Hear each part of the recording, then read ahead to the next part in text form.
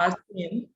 Our theme for today is the journey to green emissions and energy management within the ICT sector. This is a webinar that I'd like to think will be very insightful, especially with the experienced panelists that we'll have today. My name is Elizabeth Odeni, and I'm an associate consultant at CSR in Action. CSR in Action is the secretariat for the TTSWG. If you don't know about TTSWG, TTSWG is the Telecommunication and Technology Sustainability Working Group.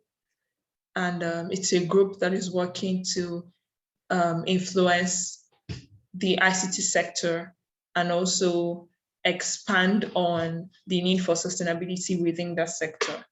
Once again, I welcome you and I'm very happy that you're all here to join this very insightful and engaging discussion. Excuse me. So to begin today, we'll be welcoming the Chief Executive of CSR in Action, Mrs. Bekeme Masade-Olola, to give us the welcome address for today before we just dive into the rest of the webinar. So she would begin the webinar. I think we can give a virtual round of applause. Thank you, Elizabeth. Good morning, Chief Sharon Ikeazo, Honorable Minister of State for Environment, Federal Republic of Nigeria, expert panelists, special guests, practitioners in the field, the media, ladies and gentlemen. My name is Bekeme Masade-Olola. Elizabeth has introduced me and the organization, and I bring you greetings from the Telecommunication and Technology Sustainability Working Group, the TTSWG, which is made up of what I call leading organizations in the technology and ICT space, basically working hard at promoting good governance for sustainable development of the country through the work that they do. We all know that technology has many benefits. You know, it has been even more obvious with the pandemic. And I know this is something you've heard many times, but we cannot overemphasize the benefits of technology, including the ease of access to information that it's brought. It's also helped to create work-life balance for some and not so for some others. It's helped to save time, it's helped with ease of mobility, better communications, cost efficiency, innovation in many fields, improved banking, better learning facilities and techniques and more. And, you know, basically at TTSWG, we want to harness all of the possibilities for the long term through conscious decision-making and positive intentionality. It's one of my favorite words around economic, environmental, social, and governance impacts. There's been a recent boom in the Nigerian telecommunications and technology in the sector. And, you know, we've seen quite a number of unicorns come out of Nigeria, very proud moments. But then there have also been issues, and some of these are quite rampant across the country. For instance, the metropolis is distorted with towers and dishes on, you know, almost every commercial building. There are other considerations around e-waste and extended producer responsibility. And some of these things have deleterious effects on the health and well-being of residents. It's not good for urban aesthetics and some other functional attributes of the metropolis. So obviously this is a front burner issue. The environment is front burner, considering all that we know.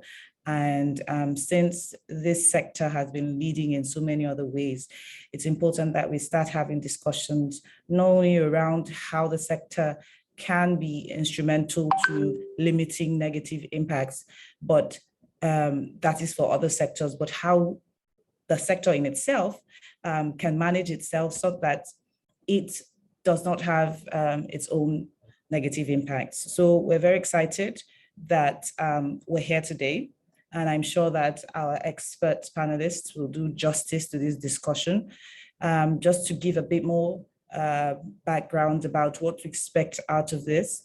Our last TTSWG webinar, Collaboration for a Resilient ICT Sector, was a huge success, and it was instrumental to our latest publication, a compendium of information and communication technology policies in Nigeria, a guide for the responsible technology and telecommunication player with wishes to always be in line with its host government's expectations. And this actually drove the discussions from this session, actually drove some of the publications that we are actually going to be releasing as a body.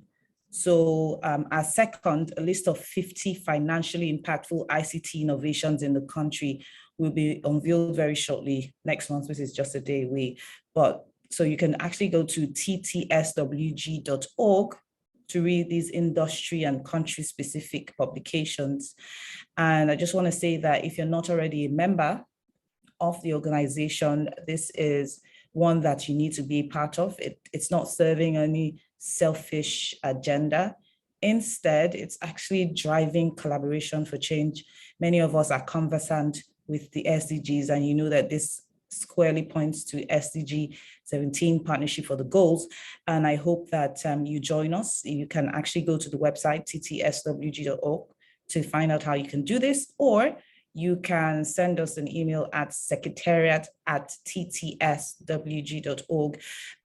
One of my colleagues will actually drop this email address in the chat so that you can access it now and later. But so basically, in summary, most importantly, we are looking forward to your focused contribution to these discussions, and we wish you all the very best as we do so. Thank you. Thank you very much, Mrs. Bekeme Masade-Oluola. Thank you very much for that welcome address that I find really comprehensive, because it not only tells us about what we're here to discuss, but it also gives more information on TTSWG. And if you need more information to add to what Mrs. Bekeme Masade-Oluola has just mentioned, you can visit our website at www.ttswg.org. There is more information there, more information on how to join, how to be a member, and what the TTSWG is all about. And I'd also like to say that because we have sustainability in our name, so it gives you an idea of what the TTSWG is about. And while we continue to remain the Telecommunication Technology Sustainability Working Group, we'll continue to bring more information and try and share or spread more information on what sustainability is all about, and see how the ICT sector is going to really embrace this as important, or see it as important within the sector. Thank you very much. Some other people have joined us while Mrs. Bekeme was speaking, while the welcome address was going on. We're very happy to have you. As I said earlier, I still believe that this is going to be a very insightful conversation, especially with the list of panelists that we have. They are very seasoned and experienced in their different fields and can speak so well to the discussion of today. But before we go on, we have the Federal Minister of Environment, Chief Sharon Ikiazo, represented ably on today's webinar by Mr. Abbas Suleiman. Mr. Abbas Suleiman is the Director at the Federal Ministry of Environment. So I'm just going to go ahead and introduce Mr. Abbas before he goes ahead to give us a goodwill message from the minister. Mr. Abbas Suleiman is an accomplished environmentalist with extensive technical knowledge and skills in the field. Over the years, he has served as a policymaker, scientist, and technician within national and international agencies such as UNICEF, the Federal Environmental Protection Agency, and the Federal Ministry of Environment. Mr. Suleiman has an MSc in Environmental Resource Management from the prestigious Nasarawa State University, Kefi, Nigeria. He is a fellow of the Nigerian Environmental Society, the Nigerian Conservation Foundation, the International Association for Impact Assessment, amongst others. Currently, as I said, he is the director at the Federal Ministry of Environment, where he manages the environmental standards and monitoring activities, mining assessment and environmental impact assessment of the federal ministry. His interests go beyond just environment and sustainability and cuts across other social issues such as poverty alleviation and gender issues. So with a resounding e-clap, can we welcome Mr. Bas Suleiman to give us the goodwill message this morning. Thank you very much, sir, for joining us. Thank you very much for that lovely introduction. Let me start by offering apologies from the Honorable Minister of Environment. She had to travel out of Abuja for some pressing national assignments way down in the Niger Delta. She would have loved to be personally present for this webinar. We also want to thank you for inviting the minister to give a keynote address and also to deliver a goodwill message. I have with me here the minister's written goodwill message, which I want to seek everybody's indulgence and permission to just read out. It goes thus: protocols. It is my pleasure to give this keynote address at this Telecommunication and Technology Sustainability Working Group webinar. I wish to appreciate the members of this group for the collaborative effort aimed at yielding joint action among key telecommunications and technology stakeholders through various strategic partnerships, policy formulation, advocacy, and programs to focus on greener ICT methodologies to achieve the Sustainable Development Goal 7. The global system for mobile GSM communications in Nigeria started with the rollout of operations by Econet Wireless in 2001. Gradually, other networks like MTN Communications, Globalcom, Airtel subsequently rolled out. Consequently, to enhance the effectiveness of the sector, there has been several rollouts of hundreds of base transceiver stations to the current by several telecom operators, including the ATC Nigeria Limited. Though the much dreaded COVID-19 pandemic is still ravaging, the need to consider the environmental and social impacts of such regular rollouts is relevant, hence this webinar, which is very much in conformity with the prevailing NCDC protocols for public gatherings. Distinguished members of the TTSWG are remarkable stakeholders. The chosen theme for the event, the journey to green, emissions and energy management within the ICT sector, is very apt as it reflects the current agitations for reduction in carbon footprints and the need to transit to renewable energy. Hence, imperative for focus in order to tackle the recurring challenges of climate change, deforestation, desert encroachment, loss of biodiversity, flood and erosion, environmental pollution, among others, is our effort to sustain a conducive environment alongside infrastructural development, such as in the telecoms sector. Infrastructural development is the best panacea to achieving economic growth. Where properly managed, on the other hand, it can negate sustainable development if improperly handled or where disasters occur due to human errors.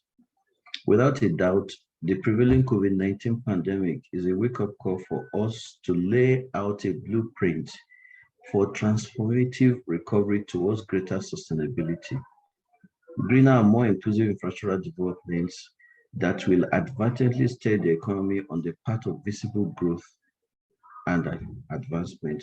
However, the trajectory of growth we envision can only be achieved through the efficient discharge of our roles and obligations with utmost responsibility. As we are all aware, the widespread practices of unhealthy and degenerating human activities have led to deforestation, unprecedented global warming, loss of biodiversity, climate change, flooding, plastic poisoning, air pollution, among others. This has put the state of our collective environment on a downward spiral. To further buttress the importance of the subject to this discrete circle, it is clear that the Environment Ministry is saddled with the mandate to develop strategies along the journey to green energy, to conserve biodiversity and ensure energy sufficiency in the telecommunications sector, as with other sectors, through taking targeted actions. Top on the list is the decommissioning of lead-acid batteries and the introduction of lithium batteries. The latter not only reduce the carbon footprint of telecommunication base stations, but has a longer maintenance window that spans at least 250 hours. Transitioning from just diesel generators run stations to hybrid with solar energy has greatly reduced the hours generators are run. Furthermore, it is of good report that the infrastructure developers like, I don't want to list the telecommunication companies, just to mention TTSWG and IHF, are aggressively pursuing connection of their base stations to the national grid to further reduce the dependency on generator use. Again, the adverse effects of pollution in the atmosphere cannot be overemphasized. And it is in view of this that the ministry is ensuring compliance with global environmental agreements through using transformative strategies such as the extended producer responsibility framework being implemented in the three subsectors of electrical electronics, equipment, food and beverages, as well as battery waste streams. The goal is to formalize the activities of these producers to ensure sustainable production and consumption processes. Implement a comprehensive program on the domestic use of LPG. The ministry has taken steps through the gas utilization initiative, development of environment-friendly and sustainable gas to energy master plans, mapping of gas flare points in Nigeria in order to develop more sustainable power generation. One of the other steps is the issuance of 29 permits for the export of hazardous waste and import of green waste in line with the Basel Convention on transboundary movement of hazardous waste and their disposal. It is important at this juncture to reiterate Nigeria's commitment to her energy transition plan as part of the global community. Nigeria recently participated in the high-level dialogue convened by the United Nations Secretary General, and this has afforded the nation a rare opportunity to demonstrate our ambition towards achieving the global goal in this regard. The nation, in alignment with the global community, is also focusing on the following 5 themes towards achieving this dream: energy access, energy transitions, energy to action to advance other SDGs, capacity building and data acquisition, as well as finance and investment. In order to expand on and consolidate these goals, there is no doubt that there is the critical need to mainstream climate adaptation into infrastructural development.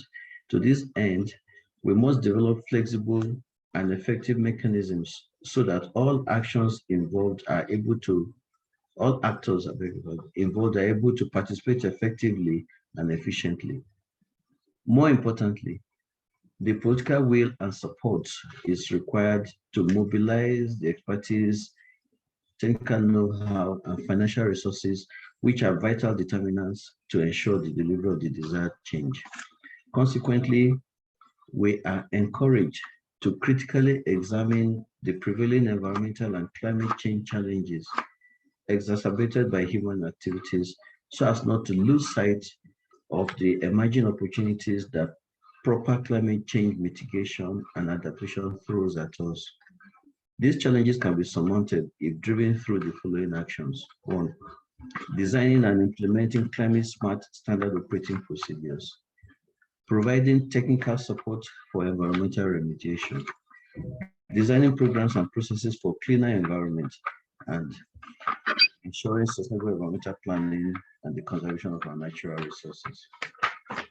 Furthermore, the commitment to the journey to green within the ICT sector to ensure access to affordable, reliable, sustainable and modern energy for all, that's SDG 7, can be assiduously executed through the Federal Ministry of Environment's mandate on waste management, renewable energy, green bonds, afforestation, reforestation programs, climate change, and environmental impact assessment.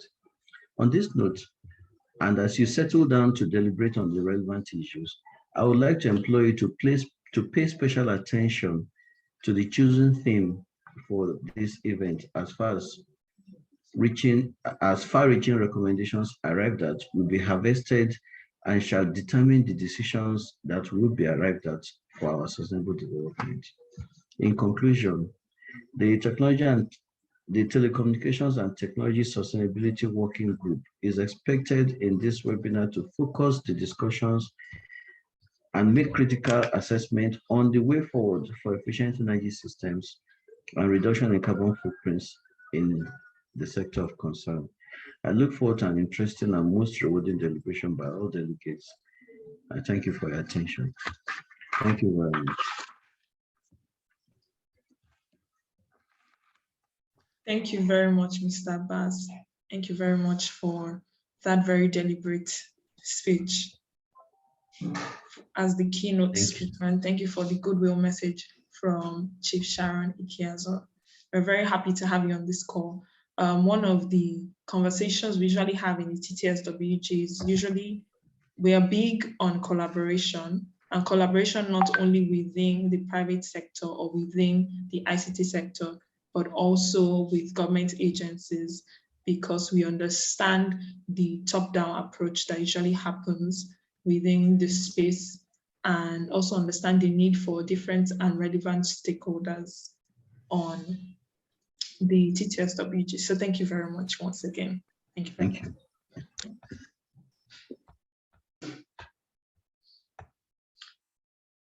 Thank you everyone for joining us. And I also want to thank Mr. Abbas again for his speech, where he spoke to the different things that the ministry is doing concerning energy management, not only within the ICT sector, but also in the nation as a whole.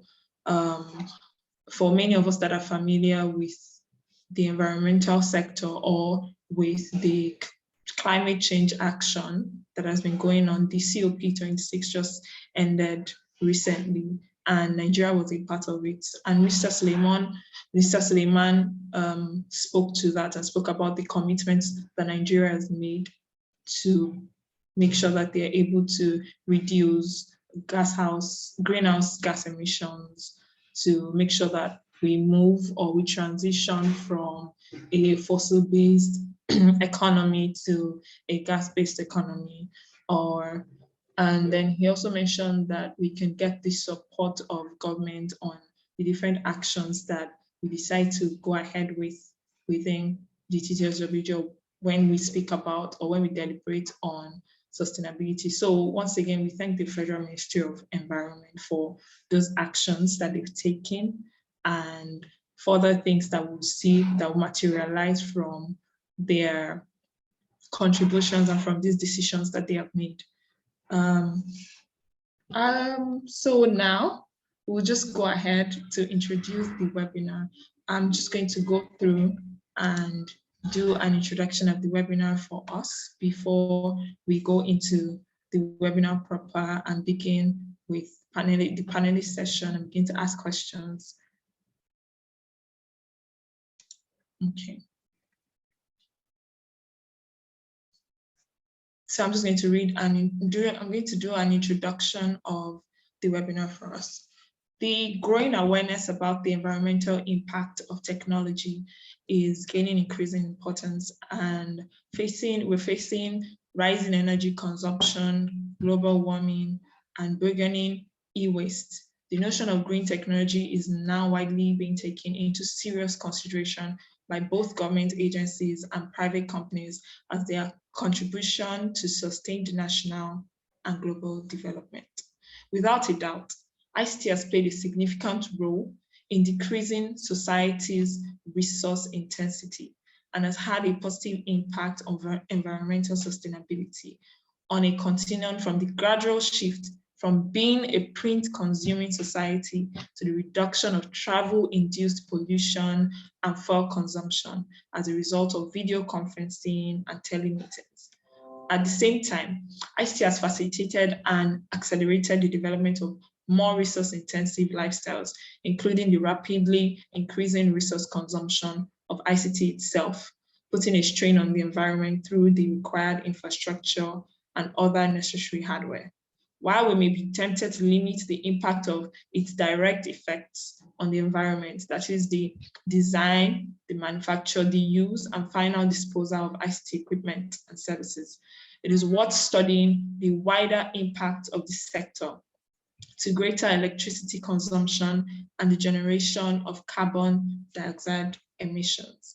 And so in this webinar, we will address both the positive and negative impacts of ICT in the environment. I'm sure we'd like to hear about that and how ICT and the ICT sector may be considered as a part of the problem and also a part of the solution to global environmental issues, as well as draw the attention of decision and policymakers towards the possible greening of ICT practices to contribute towards global achievement of SDG Goal 7, that's the SDG, Sustainability Development Goal 7, through efficient energy systems and reduction in carbon emissions.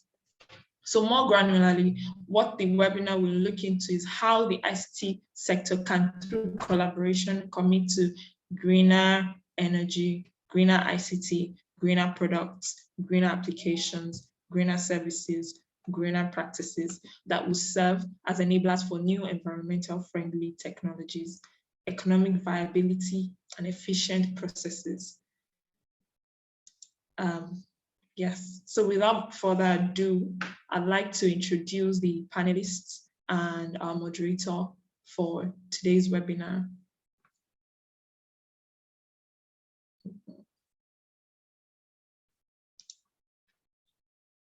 Okay.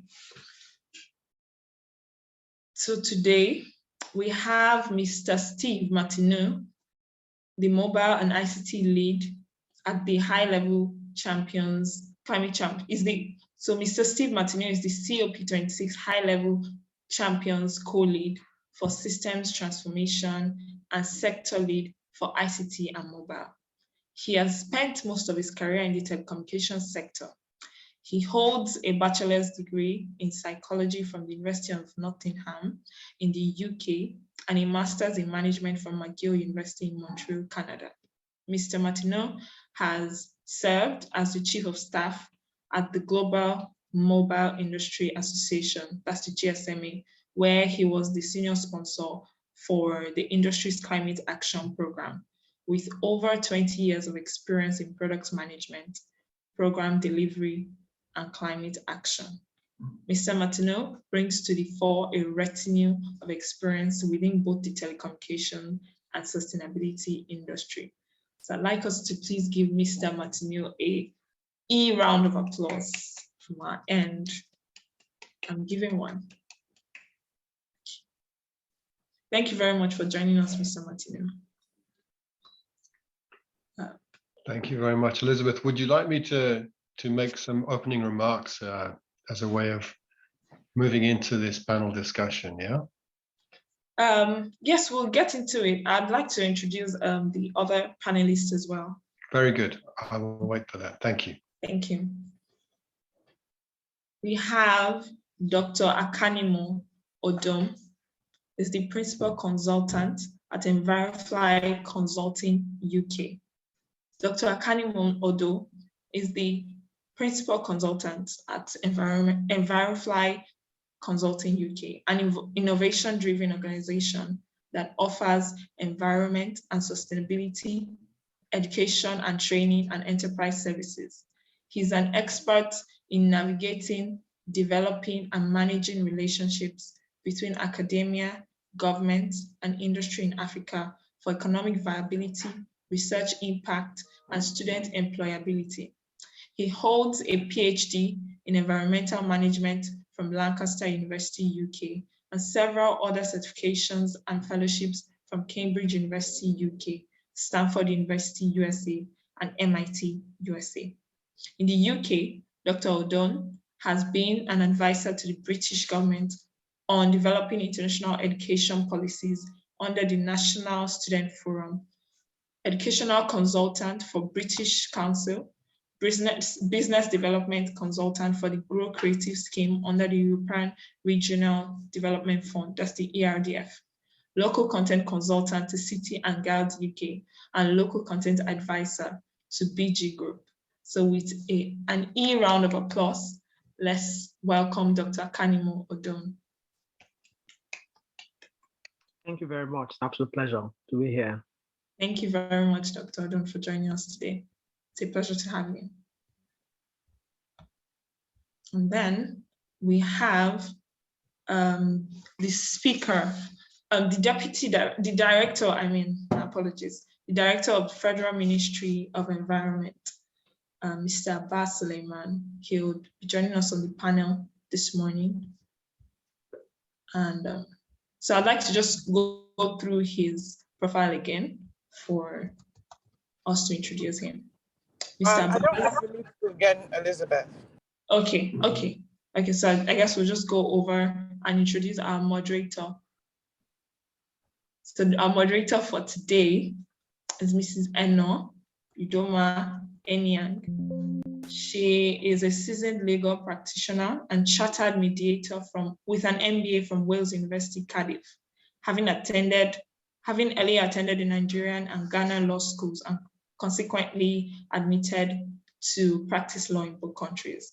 She has been in the telecommunications sector for 17 years and currently chairs the Legal and Regulatory Committee of the Association of Licensed Telecommunication Operators of Nigeria, ALTEN, which is the industry body for the mobile networks operators in Nigeria, and has been pivotal in leading the industry body and other stakeholders in influencing legislative and policy decisions of the Nigerian government for the overall protection and interest of the telecommunications industry. In recognition of her contribution to the telecommunications industry, she received the ALTEN 20th Anniversary Industry Recognition Award, and is widely traveled and highly respected in the industry. I'd also like to add that she is a key member of the TTSWG. So with a round of applause, I'd like us to welcome Ms. Eno Udoma Enyang, the Chairman, Legal and Regulatory Committee of ALTEN. Thank you very much. Yes, thank you very much, Ms. Udoma Enyang. Our other speaker who is Ms. Doyin Adele Fadipe I'd like to introduce her as well. I guess she hasn't joined because she's probably experiencing some difficulty. So we look forward to receiving her during the course of the panel session. Ms. Doyin Adele Fadipe is an alumnus of the Center for Petroleum Energy, Mineral Law and Policy of the University of Dundee, a member of the Society of Petroleum Engineers and Bursary Alumni Aberdeen Chapter. She's the Vice Chairman of the Women in Sustainable Power Africa Network, a member of the Women in Renewables Nigeria, a member of the Women in Power Africa, an expert panelist for ESI Africa and Future Energy Africa, and an advisory board member of the SAF STEAM Leadership Foundation. Currently, she's the Chief Executive Officer at Central Electric and Utilities Nigeria. Ms. Fadipe is targeted at leveraging technology and innovation for supply optimization systems, local production development capacity, skills acquisition, and other secondary impact programs against the platform of community electrification. Her focus lies in the development of bankable structures as a tool for sustainable development. So welcome Ms. Adedoyin Adede-Fadipe. She's the Chief Executive of Central Electric and Utilities Nigeria. Thank you. So give an round of applause. So I guess now we can begin panel sessions. So over to you, Mr. Martinez. Thank you very much, Elizabeth. It's really a delight to be here again at another TTSWG forum. Hopefully from the forum, we should be able to deep dive into a greater understanding of the key issues in environmental management, especially from an ICT perspective, and to hold discussions around the adoption of energy efficient equipment, innovative technology in Nigeria, and also look forward to probably launching a renewed vision on how ICT can contribute to sustainable development in this regard. So without much ado, so that we can achieve all what I've listed, I think we'll just go straight to the opening remarks. I remember that Mr. Martinez had wanted to, so we'll probably just start the same way the introductions were made and start with Mr. Martinez's comment, then we'll go to Doctor's comments, opening remarks. Super. Thank you very much. Thank you all for making me so welcome here, especially to the Secretariat for making it possible, and to Director Mr. Abbas for his welcome, as well as from the Chairman of TTSWG. I want to say just how impressive it is to see what TTSWG is doing, but also in the context of the ambition from Nigeria as a state in setting into law the objective of being net zero carbon by 2060. That really is an outstanding leadership at the national level, and it's certainly something which we hope that other countries on the continent will be keen to follow. It's very rare and really quite outstanding. Maybe just a few words of introduction to who are the climate action champions. I'm leading this team not only on ICT and mobile, but across all systems transformation work to change the way in which the economy works from the non-state actor perspective. Let me just explain what that means here.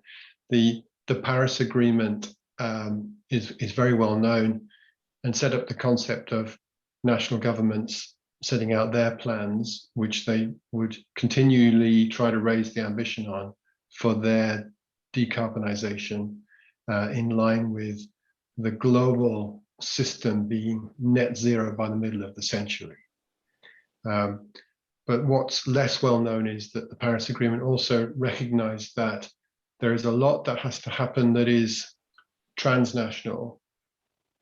And it's important to be able to mobilize those other sectors of the economy, other sectors of society that cut across those national boundaries, which is not in any way to undermine those national plans, but to reinforce them and to support them. And in fact, we have this concept that we refer to as the ambition loop, which is where very good things happen when non-state actors can articulate a way forward to move more quickly or more powerfully in that sector, which can inspire the national governments to see how they can move faster and support that acceleration with appropriate policy changes. And as those policy changes are implemented, then the non-state actors can raise their ambition again. And that ambition loop, that positive dynamic between the private sector typically and the public sector, is that ambition loop happening. And we're seeing that happen over and over again. And it's really quite inspiring to see the way in which the ambition from the ICT and telecom sectors has been so strong. When you look globally, which is my perspective, I'm certainly not an expert in the Nigerian situation, but globally you can see that the big telecoms operators that are represented in Nigeria and also the big tech companies are getting behind what we call the Race to Zero, which is one of the main campaigns that the Climate Action Champions launched last year. And that is setting out the ambition to be net zero no later than 2015, in many cases much earlier than that. There are telecoms companies targeting to be net zero by 2030 or 2040, for example. And the same goes for the big tech companies, either already having that very short-term objective of being net zero, but then going beyond that to look at their historical emissions. Companies like Microsoft and Apple, great examples of that kind of thing, Google, many others that I won't try and list all of them now. But that kind of ambition is really playing back into supporting the national government's own plans to decarbonize most quickly. And just to go back to that recognition of the Nigerian ambition being outstanding in that respect. So what we tend to do in the Climate Action Champions team is we organize ourselves around different sectors of society, different sectors of the economy.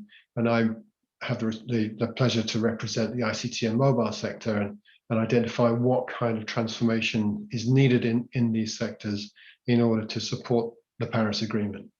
And the main elements of that have been referenced in the opening remarks already today, really about decarbonizing ICT and mobile's own operations.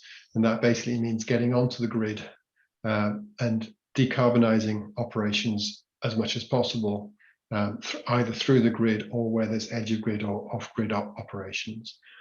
And then decarbonizing the supply chains, because decarbonizing your own electricity operation is one thing, but then looking at the embedded emissions that come into supply chains through infrastructure or end devices is the next big challenge. And many of the big companies are already looking quite hard and quite deep up into their supply chains to persuade the producers of the equipment that they purchase to decarbonize those. And then also, it's been mentioned a few times today, the importance of tackling the e-waste problem. I think we can say perhaps more generally the waste problem, because I think it's perhaps not often recognized that a lot of the carbon in a telecoms or technology company might be in the form of concrete and cement and steel as much as it is in mobile phones and laptop computers. So tackling the waste problem and the e-waste problem is the next big challenge, and that's certainly where we need to see increasing ambition in looking at how we can really turn that into circular economy solutions for the ICT and mobile sectors, because I think there's still quite a long way to go there.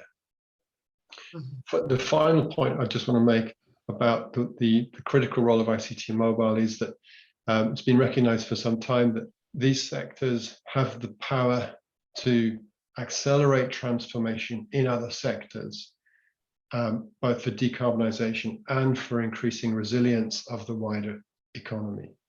And I think it's very important that we look for opportunities where policy support can help to bolster that capacity of the ICT and mobile sectors to support other sectors in their decarbonization and increased resilience.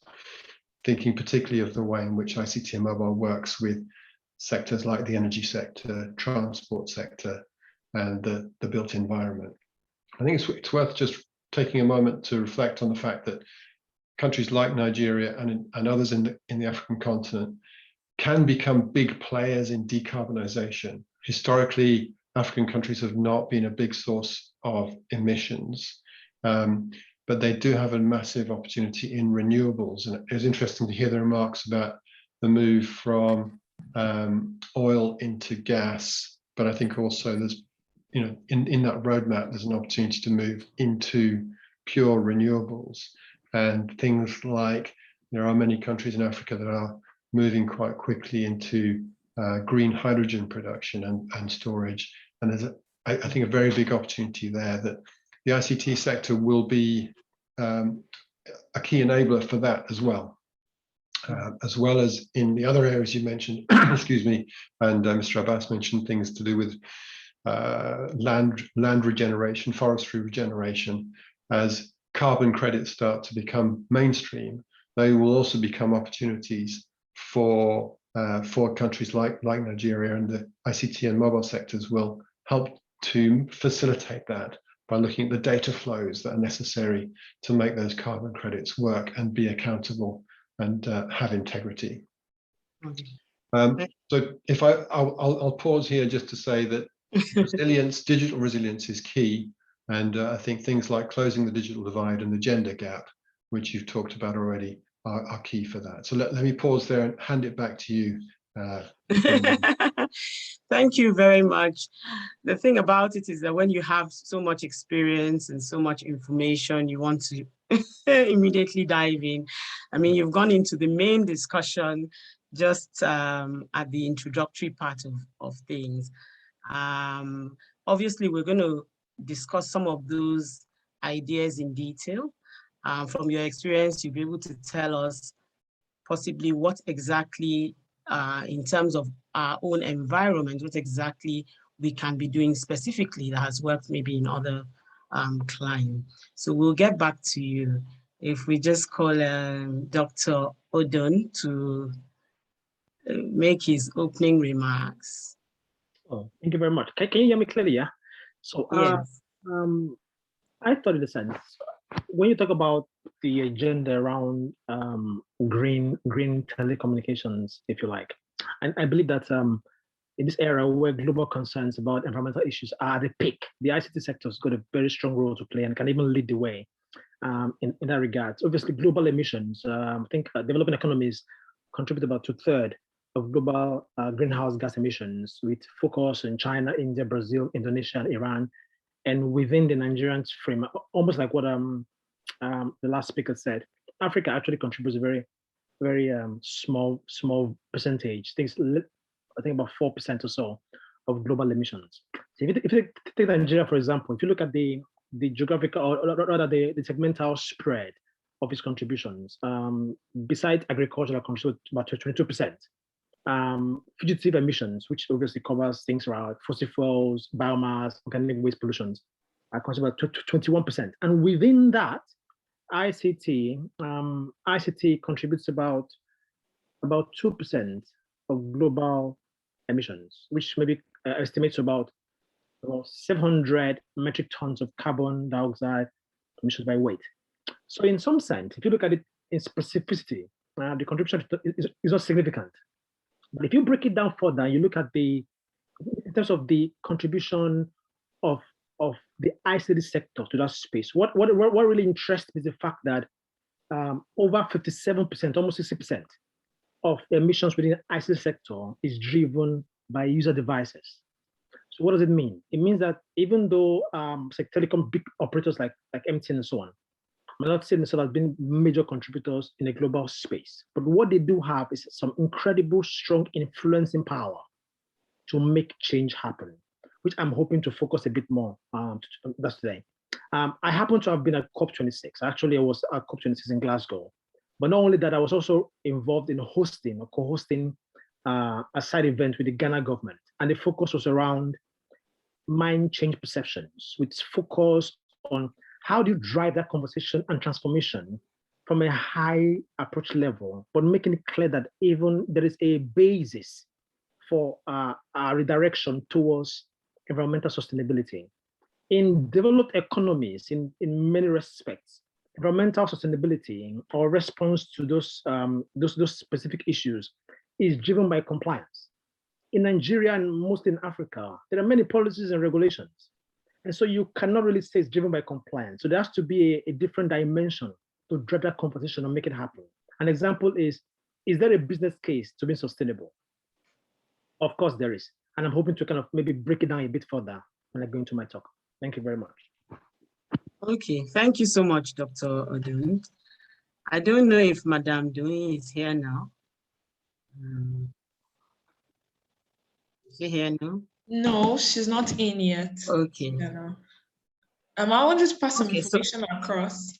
Mr. Suleiman, the director at the Federal Ministry of Environment, has just sent a representative to speak at the panel session on his behalf, as he had to join another meeting at the moment. And representing him is Mrs. Donna Aimihu, Assistant Director at the Federal Ministry of Environmental Assessment Department. And she will be speaking on his behalf. So thank you very much, Mrs. Donna Aimihu, for joining us today and for accepting to speak on his behalf, on Mr. Suleiman's behalf. Thank you for welcoming me. It's Aimihu. Aimihu. Yeah, thank you. Yeah. You're welcome, Madam Donna. I think right away we'll just start with the ministry. So the Honorable Minister's speech was quite, detailed and gave us a big picture of what the ministry is doing, generally speaking, in terms of ensuring environmental best practices and ensuring that the environmental sort of targets are met. However, because this session is really about the ICT and tech, I don't know if you can just give us sort of like, since you have like a bird's eye view of, and you have some level of control of the state of the environment in the country, if you could give us what positive and or negative impacts that the telecoms and tech companies have on the environment. So we start from sort of identifying what the issues are to sort of what the solutions can be from your perspective. Thank you for that angle. Actually, for the telecommunication sector, the apex regulator is the Nigerian Communications Commission, NCC. Well, however, from the environmental angle, we'd like to say that there have been positive strides since the deployment of the telecommunication GSM business in Nigeria by Econet Wireless in the year 2001.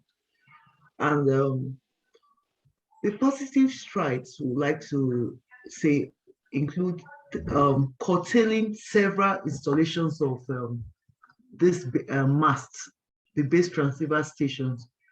You know what? One of the issues of the base transceiver station is that it puts a lot of scare in people living around the sites, that possibly this mast could collapse on them or their properties, and that is one, beyond the issue of radiation scare.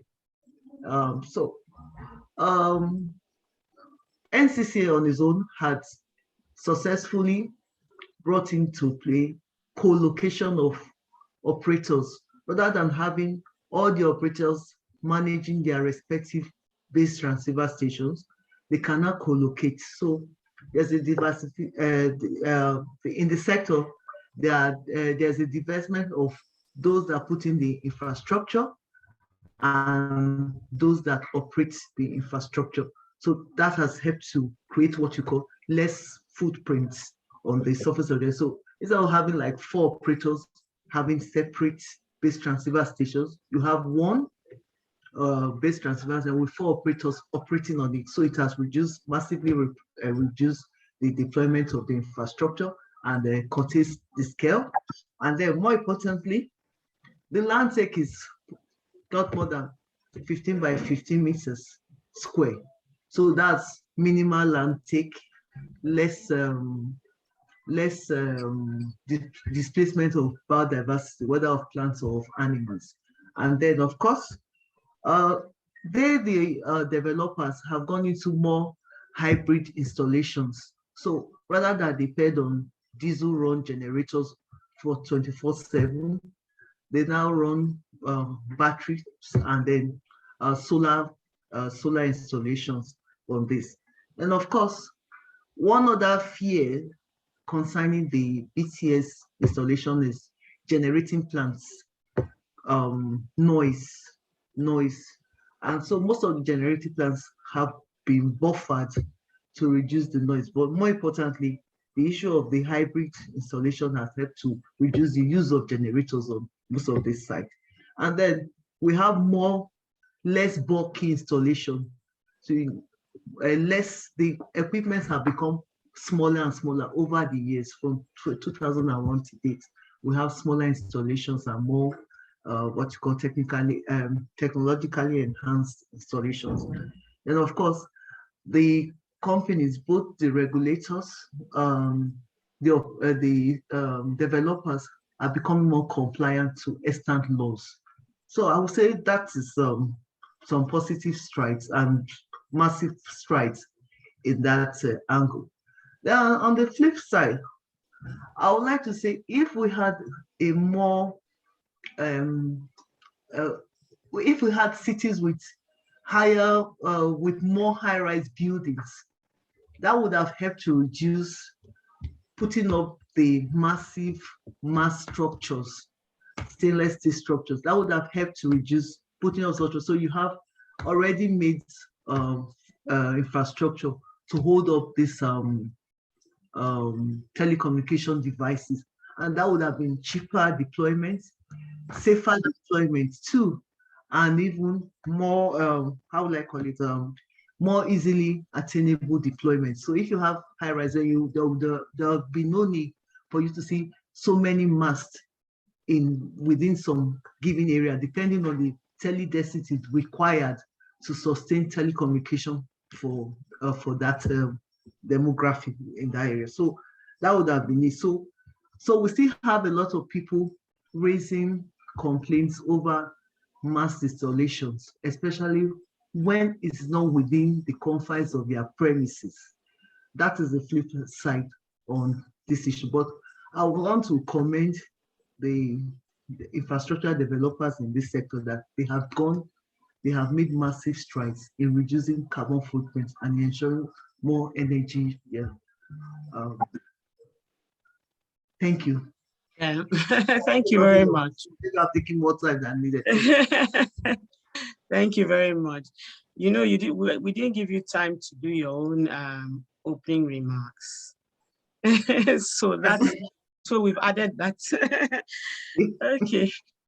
The director has done that. Well, that was a goodwill message, totally different thing. Okay, so straight away to Mr. Martinez. So specifically to do with the impact of COVID-19 and how there's been a surge in the use of technology. Because you have sort of like a global overview, what would you say are the global environmental trends relating to the ICT sector? Those that are of note that you think you want to highlight.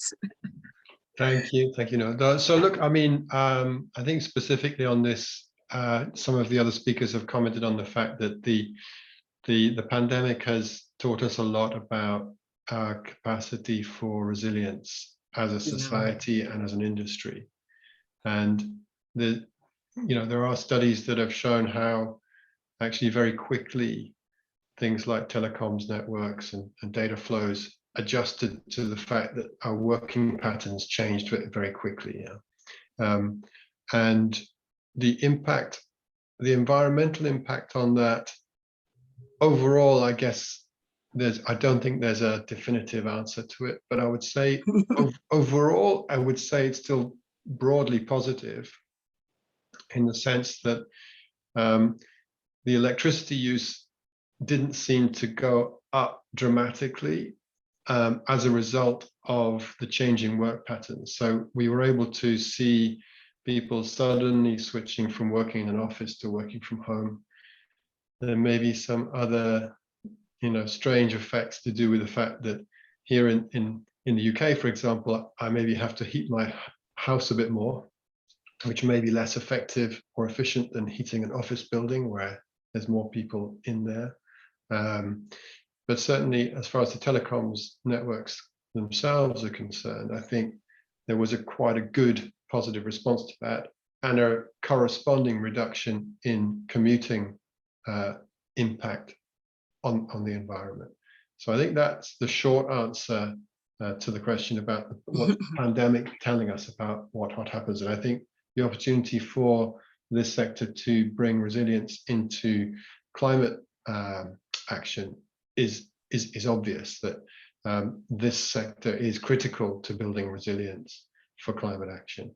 And if I could just mention one thing that's maybe not directly related, but a little bit, is that things like early warning systems for heat stress or other kind of weather-related extreme weather events as a result of climate change, I think the ICT and mobile sectors have a key role to play there in building resilience in communities, for example, around Lagos, which I know will experience a lot of heat stress and danger from rising oceans. So I think there are things there that we need to do more work on. If I could suggest those two specifically, but maybe back to you on that. Okay, I mean, so basically growth in ICT can be achieved with corresponding increase in efficient energy systems and reduction in carbon emissions. So thank you very much for that global view. Dr. Odon, so what do you think the ICT sector can commit to achieving greener ICT, which is really your passion, as you started to say? So I think there are many models to look, I think, in a nutshell, to look at it maybe critically in terms of what can ICT sector do. The way I see it, it could be on different levels, and it's about that commitment. So do they even understand why they have to do it? If I don't do something, maybe I'm punished. But in this case, that's not really the case. So why do you have to do it? There has to be a compelling fact or a reason why you're doing it. Like I said earlier on, there are clear cases of it being, if like, economically sustainable, but also viable to think in a green agenda. That's very powerful. And there are many cases that are shown that, for example, I know that Bank of America saved over $500,000 by just reducing the weight of their ATM receipts from 20 pounds to 15 pounds. That's substantial. Or, for example, they saved $40,000 by saying, okay, well, at all executive meetings, no more bottled water. Sounds very minimal, but it's 40 grand. Or saving 15 million bottles a year. That's Unilever. Just by configuring or reconfiguring the plastic bottle, so it's like it's got a different kind of look, but there is resource management. So my point is, while they're saving the impact on the environment, there's also substantial cost savings and so which in some sense private sector can respond to quickly, because it's not driven by compliance. You know what I mean? Or I know samples like and I think the point is, what do they want to achieve? So at the moment, there's a global agenda around being sustainable on the green agenda, but what can ICT do? And I said earlier on that even though minimal contribution to global carbon emissions, but the point is, it's obviously very expensive to drive the operations through diesel engines and all of that. So is there a need here for a diversion towards renewable sources? And while doing that, you are also saving costs. So it's this triple bottom line effect. So saving the planet, having positive impact on human beings and people, but also saving your profits or increasing your profits. That for me is actually a good entry point for private sector as far as Africa is concerned, because I checked it. And for some strange reason, maybe corporate organizations respond to the fact that, well, somebody else is doing it. Well, why are they doing it? Why not us? So it's almost like a social response to it. My point is, appropriately, if it's driven by policy or understanding the fact that there's an impact on the environment, then it's much easier. But in regimes that's not the case, what would make them drive it? There are many benefits to driving this conversation, many benefits to being green. There's elements around reputation and profile, competitive advantage, cost savings and effectiveness, revenue generation, access to more funding to do interesting projects. And this is very vital. I think for me, the crucial point is the ICT sector should maybe have a picture, understanding of where can their entry point be at. So for example, at the point of resource management, so your water efficiency, your light and power management, raw materials use, your fuel use. So do you even have a systematic profile of what your environmental assets or aspects are? That's the first thing. Then when I'm moving a bit level, what are your processes? So agendas like green procurement is becoming a big deal. Green financing, green logistics, green supply chain management. So not only you, but actually people who buy from you. How are you integrating those specific decarbonization strategies? So it's also influencing them. From the point of waste management, the question is, well, are there ways of reducing your own waste? COP speaks about a zero net compliance by 2060 or by 2050. How many ICT organizations moving towards that? And you can imagine Nigeria, for example. Somebody would tell me, if a telecoms company takes on an advertisement for specific products, the country feels the impact. Of course it would. Why? Because of their user base. So even around things around awareness creation, training, your CSR portfolio. Before now, you could do a CSR project and you spend lots of money, maybe a percentage of your profits, on, say, building a school, which is nice. But could you spend a percentage of your profit towards increasing waste management systems, towards increasing the education of environmental sustainability in secondary school? So my point is a bit more intentional dimensions towards ensuring that not only are you impacting your own processes, but you're also influencing others. At these different levels of entry points, the ICT sector has a crucial role to play as individual organizations, but also the influencing and social capacity power within the different countries. Yeah, thank you so much. I'm going to ask you your recommendations in terms of the policy side. But before I go to that, I want to even look at what you've said about compliance, and I've heard compliance a few times now.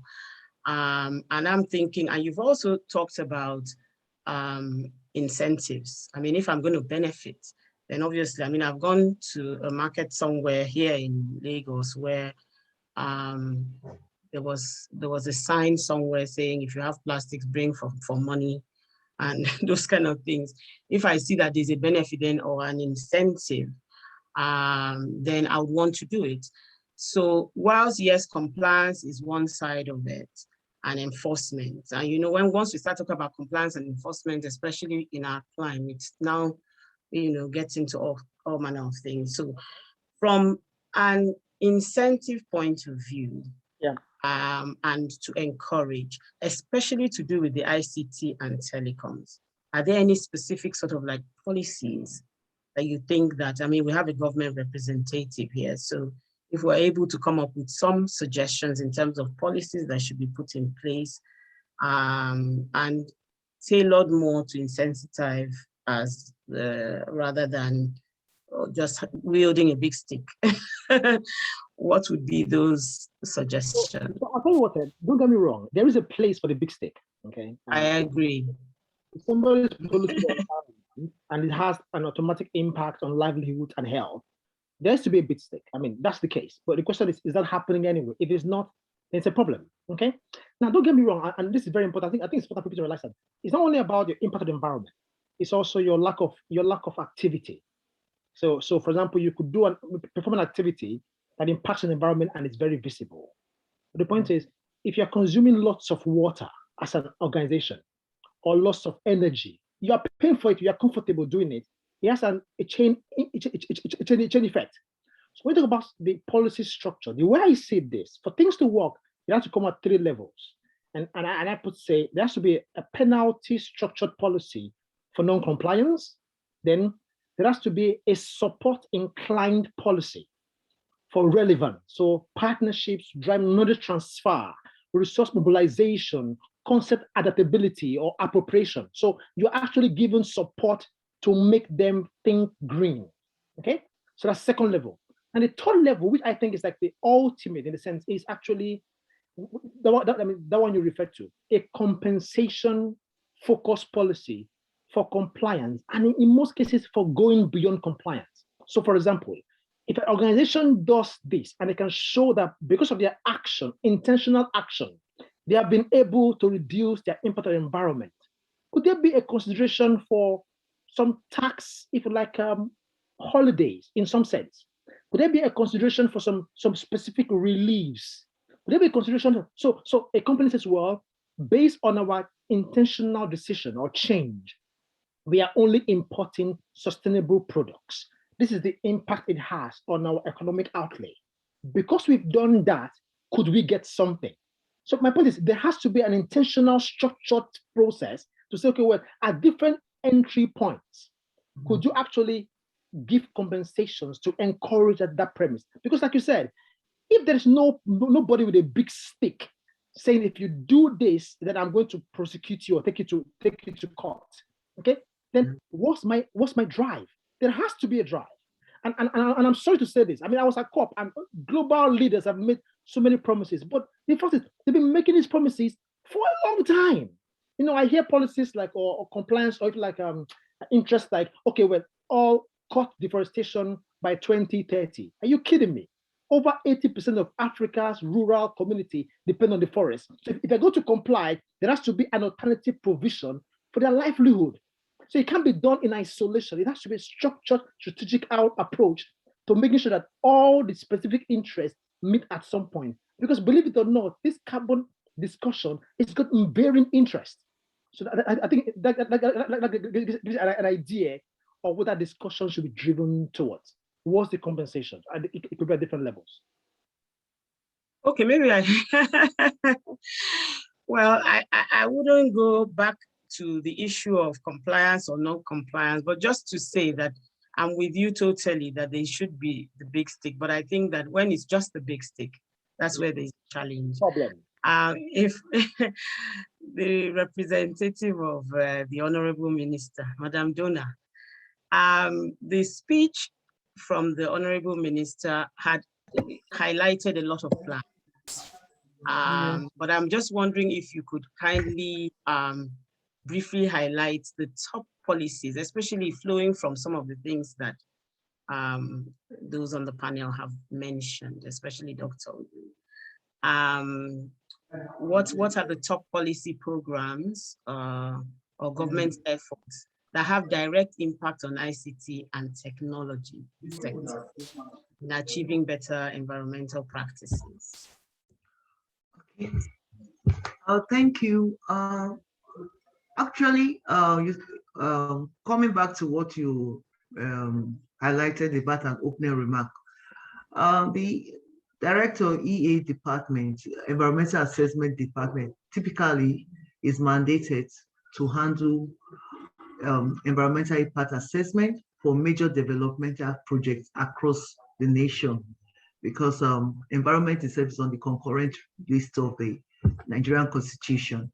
And then more importantly, beyond the major developmental project deployment, which includes mass and other sectors of the economy, we also go to the other end. It's like going from cradle to grave, the commissioning of such projects to ensure that they are safely done and do not cause any adverse impacts on the environment. So basically, the ministry, the department itself has an enacted law, which is the EIA Act, Cap E12 LF in 2004.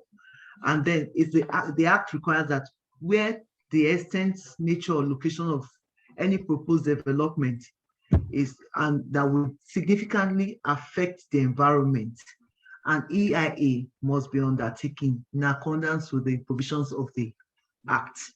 Hence, it's a major category for subjection to the act, which is the BTS project, base transceiver stations, mast and all in this sector. And there are other laws pertaining to this sector, other extant laws. We have sectoral guidelines. Hello? Okay. Yes. Am I flowing? Okay. We have sectoral guidelines beyond the overriding EIA Act. We have the procedural guidelines. We have the sectoral guidelines. This particular is an infrastructure. and it also has the power guidelines, power sector guidelines. We also have waste management, everything that pertains to combating carbon footprints, waste, climate change effects, and reducing all anthropogenic effects. So we have, and then breaking down from the infrastructural sector, which was in 1995, then in 2013, the particular sectoral laws for telecommunication was bettered in 2013. And so we have other laws. We have the National Policy on the Environment. It's an overriding law covering the environment of Nigeria as a whole. It used to be of 1989, but revised 1999, and then in 2017, it was revised. So that is the current status for the National Policy on the Environment. We have guidelines on environmental audit,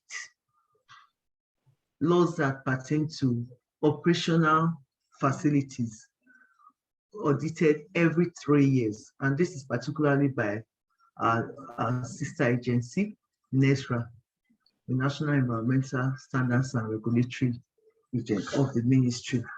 And that the Act is of 2007. That's and they have the responsibility of enforcing environmental laws, guidelines, standards, and regulations in the environment, in the Nigerian environment during the operational phase of projects. We also have we are committed to the energy efficiency measures in line with COP25. Now we have COP26.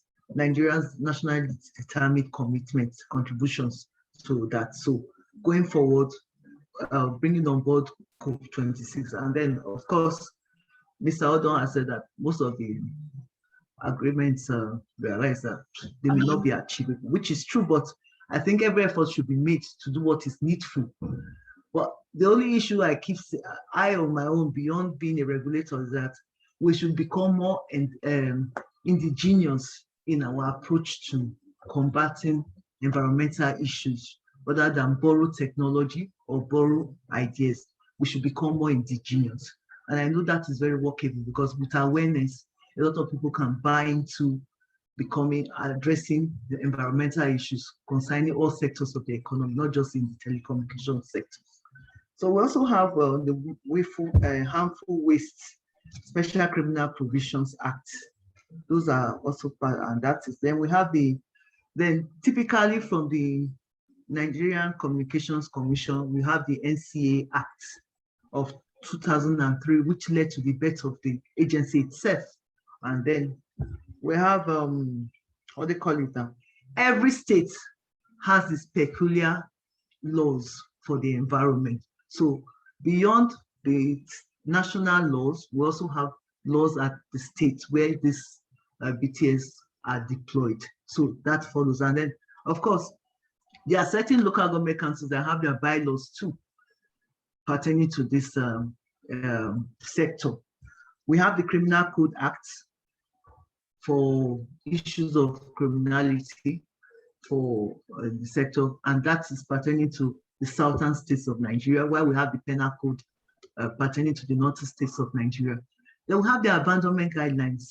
So for we find out that even in the telecommunication sector, many a times the infrastructure are not allowed to last their lifespan. So banditry or insecurity could lead to you wanting to decommission such facilities. So the abandonment guidelines are there, and obviously from onset of development, every developer should put in place what you call the decommissioning and rehabilitation plan for every BTS. It is a compulsion.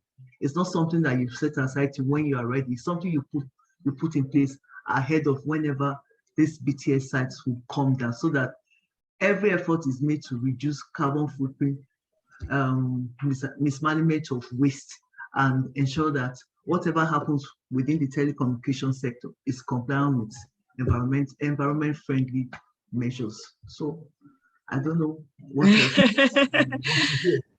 Okay, Yes. Thank you so much. It's just that when the analysis was done, 4% global emission, 4% is the contribution of the telecommunications and ICT. And of that, you have 2% that is from devices.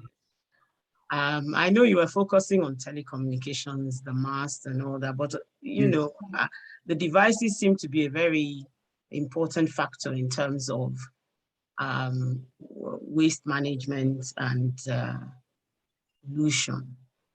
So you didn't say anything about that. Okay, Just anyway, a little highlight on that. Okay, actually, you know, during the keynote speech, my director talked about the extended producer responsibility framework that the ministry is also part of, which is like trade back mechanism of whatever you produce, get from the manufacturer to reduce the content of e-waste across board. So that plays along in all the telecommunication deployment, that there's a trade back agreement for battery related issues and other kinds of e-waste associated aspects of the telecommunication sector. So that has been solidly put into place. I think that helps to reduce the issue of devices and all that you have just said. Yeah, I guess the issue is really about how the framework for implementation and how to monitor and all that. Okay. So yeah, well, I guess that could what be a we challenge. use. Okay, yeah, as the regulator will follow up, what happens that most of this is in the hands of the developer, to ensure that you have a credit to grade waste management plan for all your e-waste that will be generated on your various sites across the nation. So usually this comes in with the EIA report that has been developed. So we're actually part of the effort of the ministry to ensure that every EIA document is a standard document that takes care of the lifespan of every telecommunication infrastructure put on ground. So it is on individual basis, while we look at them from regional basis for the reviews that we do carry out in the sector. But every BTS is supposed to. I'm not in doubt about the BTS. I was just wondering about the devices. Yeah, okay, exactly. Thank you so much. Thank you so much for quite an elaborate review of the policies and legislation around the environment. I think it's quite extensive. Yes. And so I don't know, Mr. Martinez, you've listened to the various things we have on ground.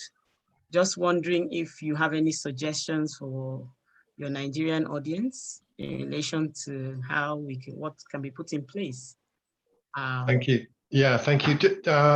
I think there are just two thoughts really. One is quite generic, not sector specific.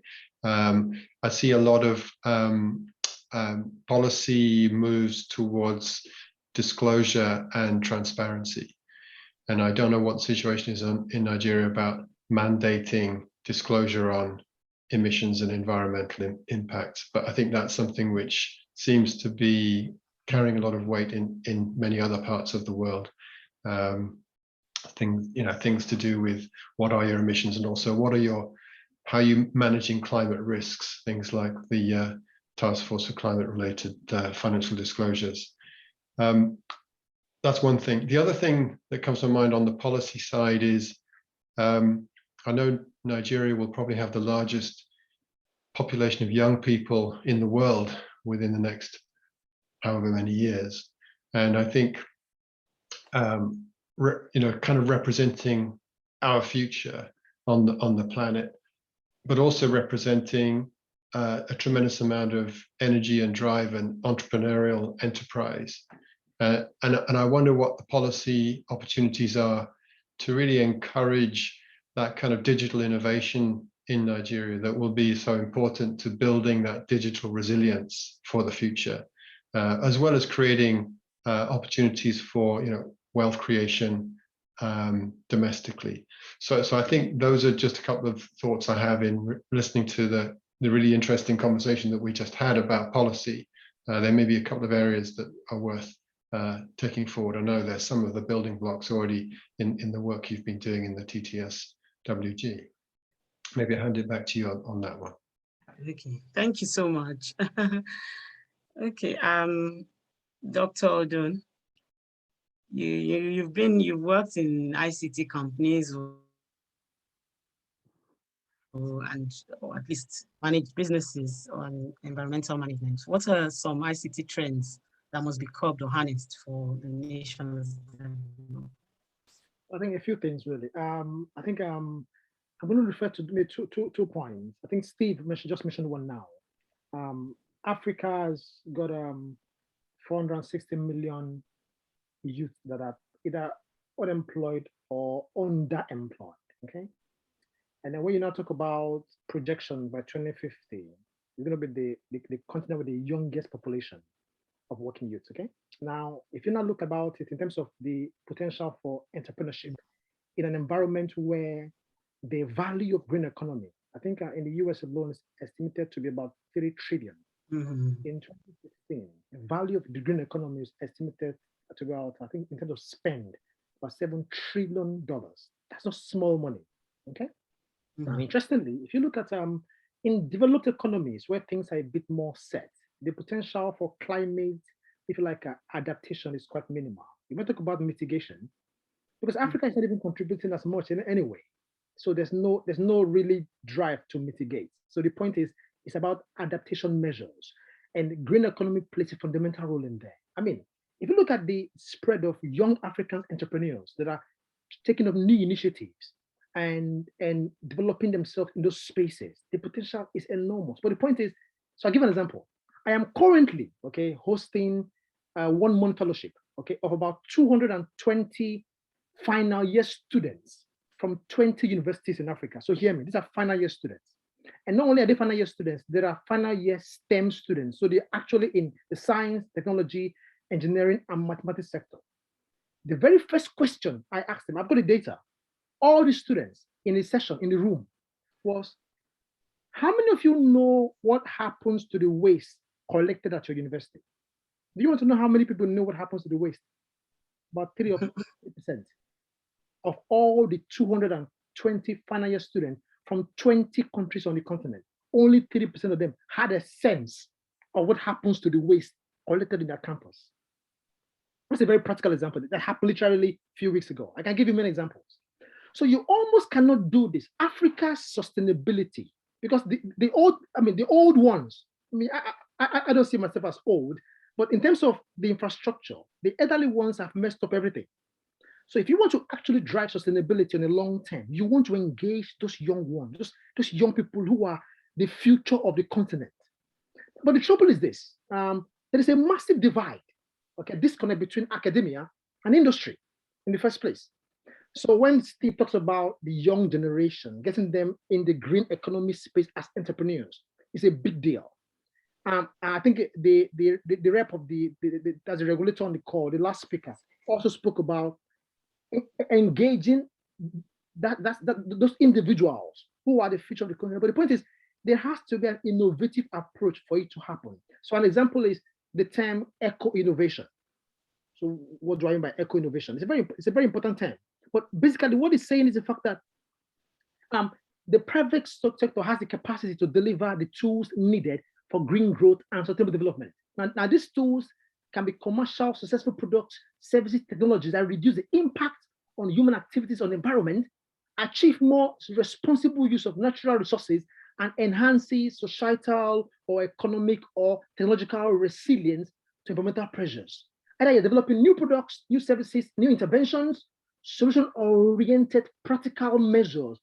The truth is, for there to be change, and it's the beautiful thing, the ICT sector can drive the conversation. So look at Nigeria. Do you know, I checked, okay? Nigeria is one of the biggest sectors in Nigeria. Everyone knows is the telecom sector.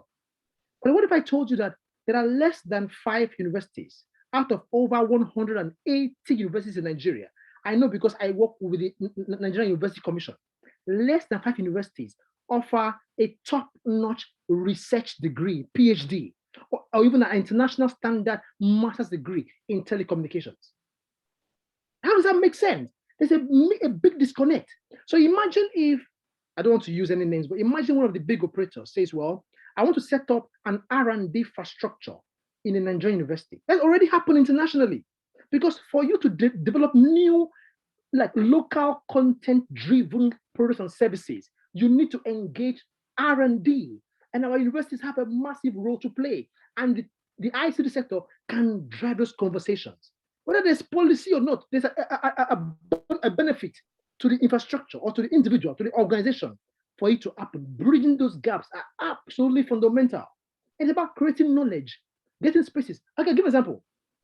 So in Lancaster, where I'm based, for example, okay, the environmental department, I'm sorry, I'll end with this, but this is very important. The environmental department of Lancaster University, okay, has within the department about 24 environmental companies. The model is called co-location. And why is that so? The reason is because there is no way the CEO of a company and a professor will enter the same lift every day. At some point, they will turn to each other and say, well, what do you do? So every year, the university asks all these companies that are co-located, do you have any problem, any issue, whatever it is, write it into a small proposal. You know what they do? They advertise this proposal, that what they have a problem with, advertise it to the students. And so the students bid for it for their master's dissertation, their bachelor's degree thesis. So you find students that are doing research that has been requested for by a company down the road. These are specific, simple ways of bridging those gaps and getting our young people inclined towards the green economy or the circular economy or whatever you want to use to call it. But except that happens, I think we're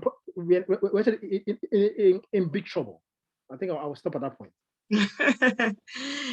Okay, thank you so much.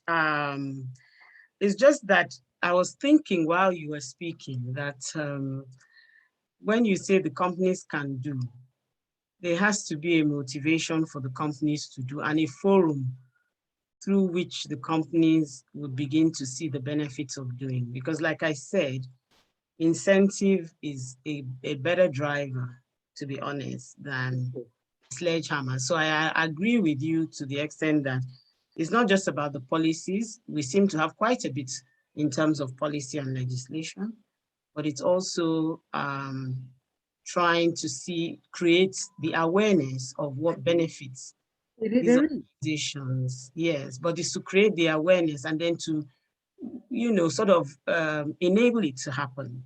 There has to be some way of enabling it to happen, because I'm sure that a lot of the organizations probably see the benefits, but don't have the motivation to do this. So thank you very much. I think that we'll just go around and have sort of like closing remarks before we look at possible questions. I don't know, I would have to look at the platform to see if there are questions.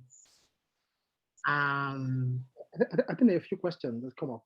Yeah, so I'm going to go to the questions, but just to say, I mean, Mr. Martinez had highlighted the issue of the risks, the issue of managing climate risks. And I know that Dr. Ndun had talked about our contribution to the global issue, and to say that it's quite minimal, even though it's minimal, we should have a framework that sort of promotes this. We should have a structure. Otherwise, it would get to a point where we now have a crisis, and then that's when we're trying to see what to do. So I think it's been very, very interesting hearing from everyone, and the representative of the minister did a good job of showing us where we are in Nigeria, and that we do have very strong legislation and policy direction in terms of the environment. So having said that, let me just look at the questions to see what questions we have here, and who should be.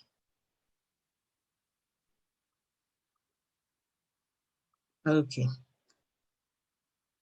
Sorry, I'm just scrolling up to see if there are earlier questions, just so that I don't miss the, okay. So I think there was a, sorry. Somebody asked about what in a very layman term, what does green financing, green procurement, all of that, what it means? It was that before the lithium batteries waste management course. Yeah, I think so. Because I've gone up, so I want to take it in the order that the questions came. And I think the very first question has to do with, that I see anyway. I think the very first question is something to do with lithium batteries. Is lithium batteries waste management also a problem in Nigeria? So the person says, I spent a full month to find a way to have some waste batteries treated in a compliant way from Gabon. Couldn't find a real solution all over Africa. So I don't know who wants to take if this is a challenge, the lithium batteries waste. I don't know if, Madam Donna, do you want to tell us, since you are in the regulatory, if you want to tell us if this is an issue? A matter of fact, the telecommunication developers moved from lead acid batteries to lithium. One, less carbon footprint and longer duration. And then that also, I said earlier on that there's a trade back agreement with the suppliers of these batteries, that when they get to their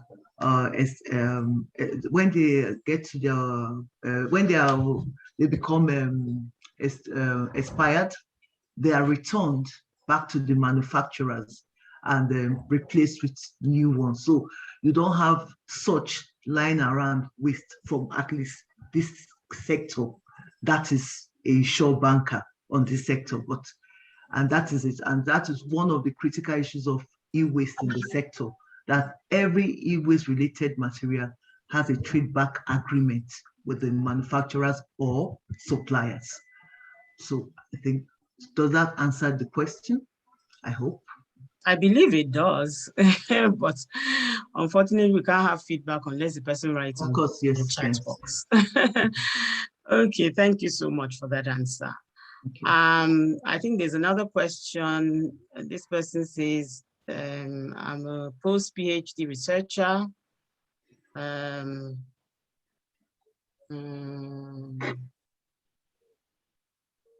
I would like to understand how to stay in touch with, oh, okay, this is just how to stay in touch.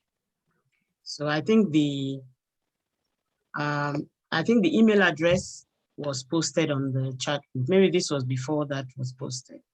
So please, if you can look at the chat box for the person who put that.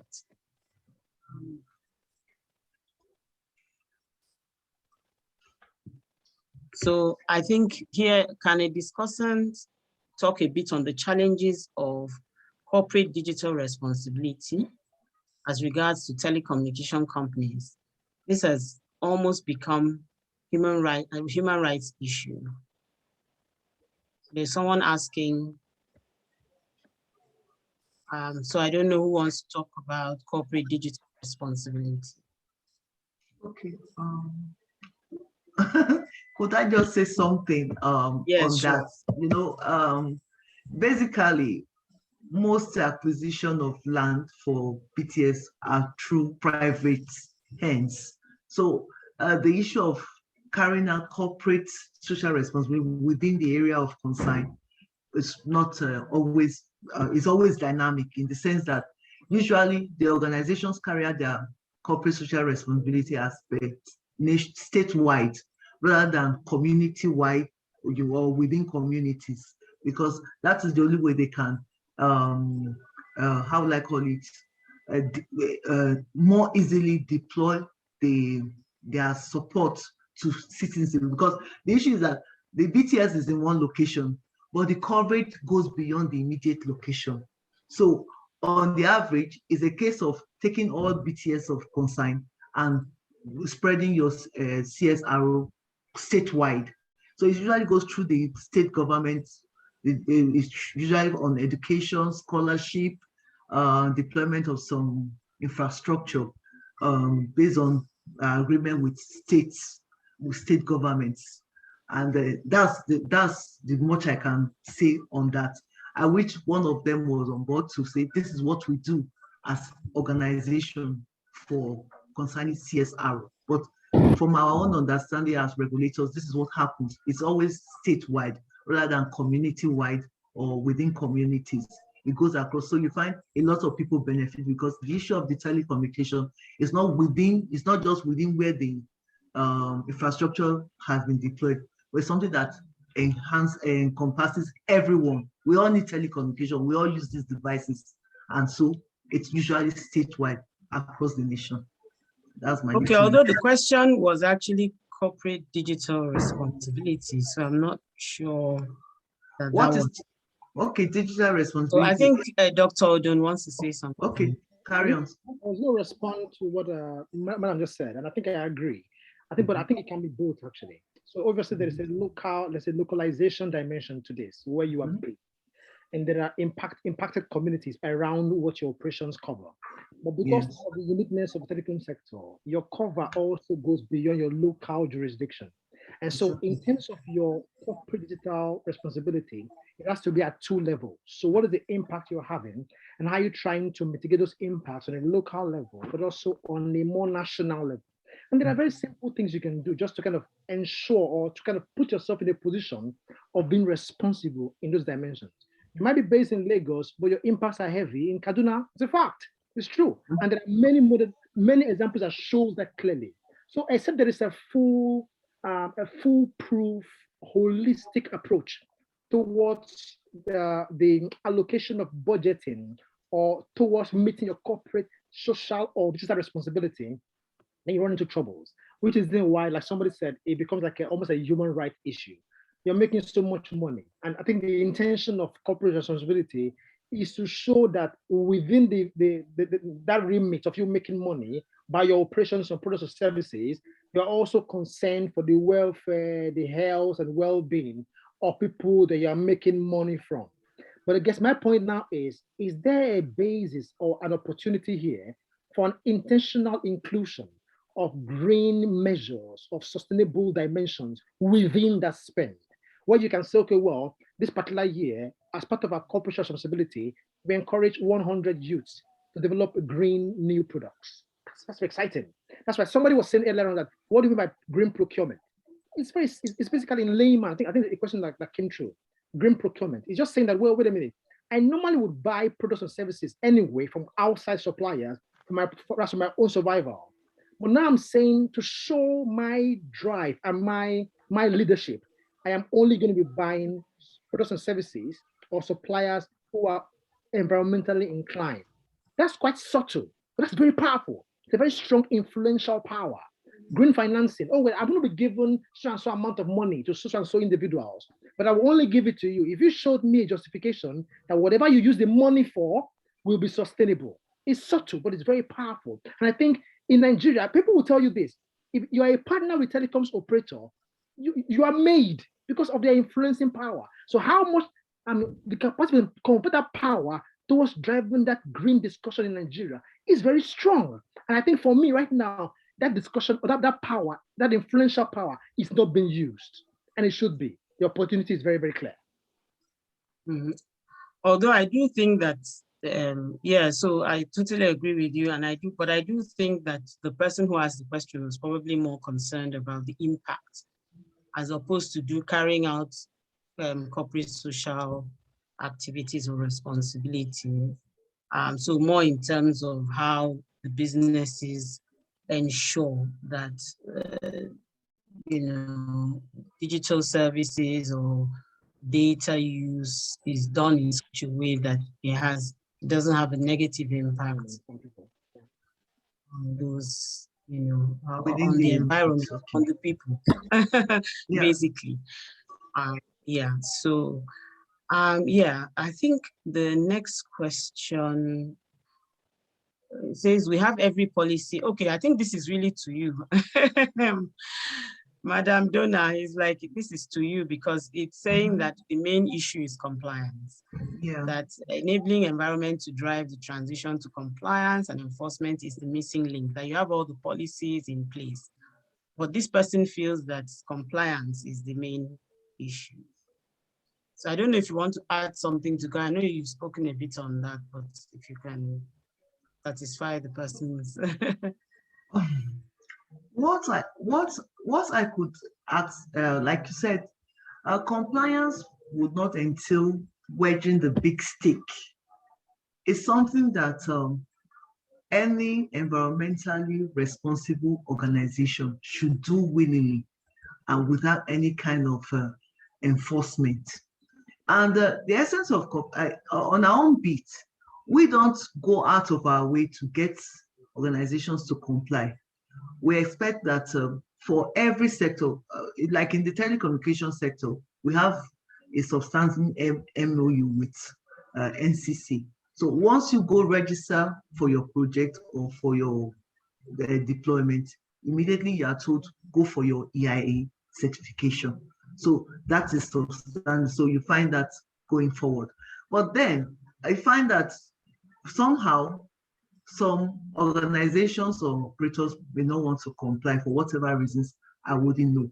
But like I would say that it's always better to comply, because in complying it helps you to moderate whatever you are deploying, and it helps you to take care of whatever conflicts that may arise, whether from the environmental aspect or social aspects. Like I said, like I would say, you know, when you were talking about the corporate digital responsibility, studies over time and research have said these masks are safe to be deployed, but fears have always been the issue with the people. And awareness is one way to go about reducing the fears that people have about these issues. So more or less, most of the developers are ready to comply, but are the people willing to accept that these things are compliant? Because the whole idea, many a times when these complaints come in, we find that it's more from very selfish angle. Because you are not benefiting directly from the deployment of that infrastructure, you feel bad and you think you need to complain that the infrastructure itself is causing some health impact on your household because you are not benefiting directly. There was even a recent case we're called to the House Committee on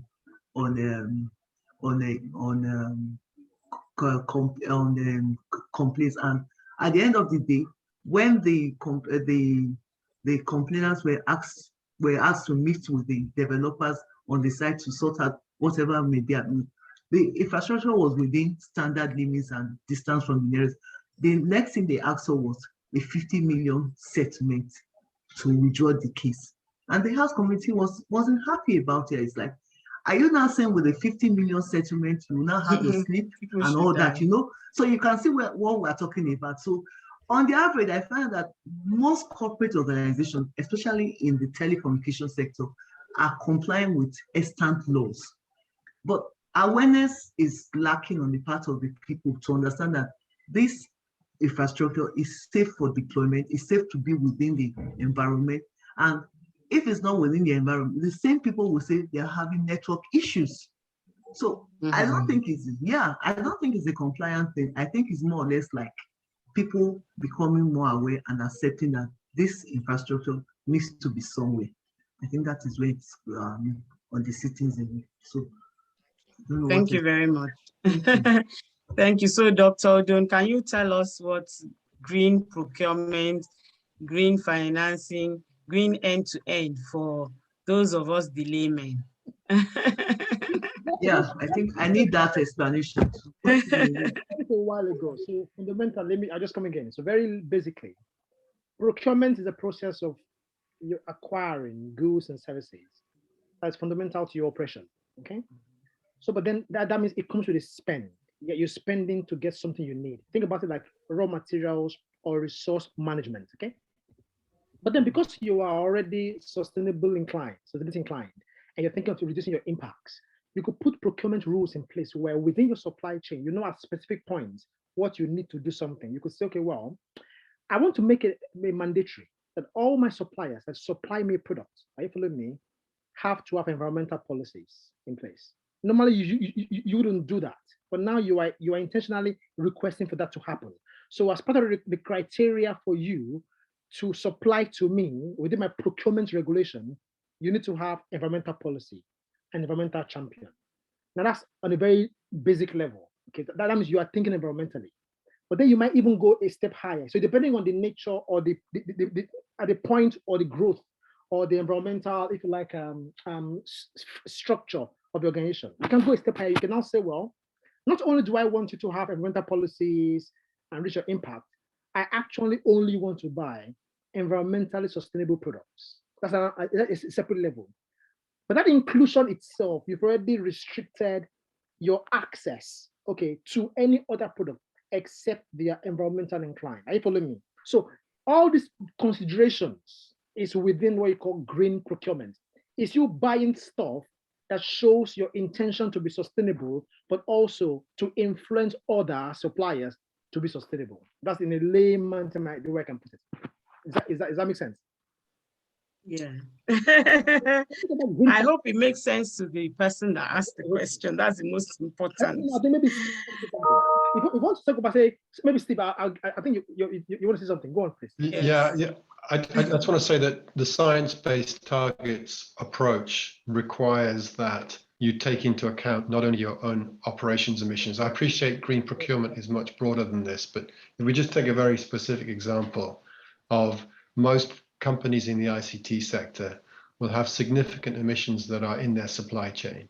That's right. And that's what I was talking about earlier. You know, I think that it's a high priority for most companies in this sector to think about the emissions they are effectively buying in when they buy infrastructure or they buy devices, depending on how they operate their business model. But typically you're buying in carbon when you buy stuff.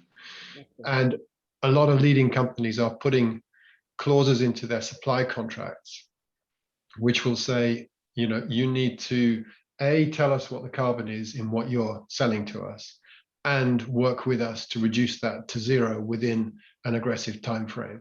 And that is put into the supply contract.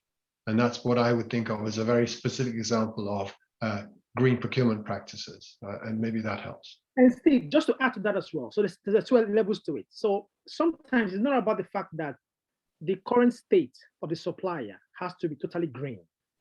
Just a clear show of their interest to be green over a period of time, target driven, also shows their alignment with the subject matter.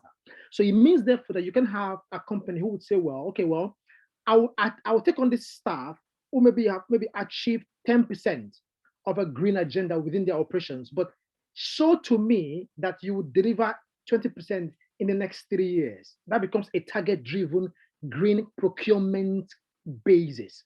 It means that you can actually do a few things. There are cases where you might even decide to train your suppliers. I mean, you've got money you spend anyway on other sectors to build a nice school. How about spend money training your suppliers on being green? It doesn't have to do you directly, but holistically, it has to do with you because it's within your impact or carbon footprint in your supply chain. Okay. Thank you so much. Yeah, so I mean, some of that is also something that from the policy side, to be honest, has to be driven because it's not just for an organization to just decide on its own. It's very unlikely unless there's something in it for them. And that's why, if you remember my three model of full compliance in 3 levels. There's compliance with a big stick, traditional. There's compliance based on support systems. So where the government is saying, can we help you out? Can we have meetings? Right now, this is a forum for support-driven compliance. To say, okay, well, how can we help you?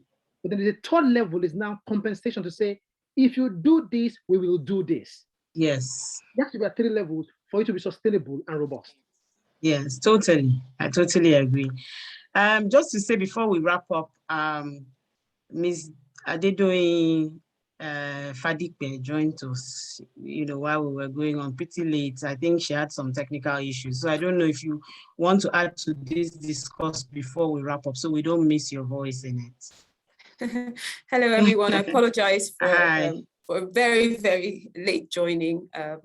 We don't see you. Okay, I'm going to switch on the video now. Can you see me now? Can you see me now? Yes, we can see you. Yes. Okay, lovely. Okay, so I'm going to, I thank you for giving me the opportunity to say something. I'm going to try and make it very quick. I think my perspective will will be from the perspective of a company that actually works on the, one of the ESG goals, which is the environment.